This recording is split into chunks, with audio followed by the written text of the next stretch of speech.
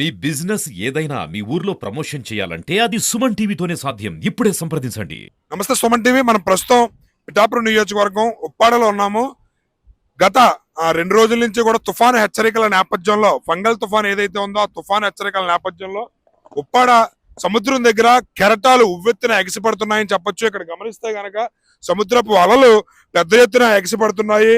ఇక్కడ ఉప్పాడ తీర ప్రాంతంలో నివసిస్తున్న ప్రజలు ఇక్కడ చాలా భయానక పరిస్థితి నెలకొని ఉంది అని చెప్పొచ్చు. ఎందుకంటే సముద్రపు కెరటాలు చాలా పెద్ద ఎత్తున ఎగసి పడుతున్నాయి. ఇక్కడ నివసిస్తున్న ప్రజలు చాలా ఇబ్బందులకి గురవుతున్నారు. ఇక్కడ ఈ సముద్రపు కెరటాలకి అలలకి కూడా ప్రజలు భయభ్రాంతులకు గురవుతున్నారని చెప్పవచ్చు. ఎందుకంటే సముద్రం చాలా పోటు మీద ఉంది. ఇక్కడ గమనిస్తే మీరు భారీగా సముద్రపు అలలు పైకి ఉవ్వెత్తున ఎగసి పడుతున్నాయి.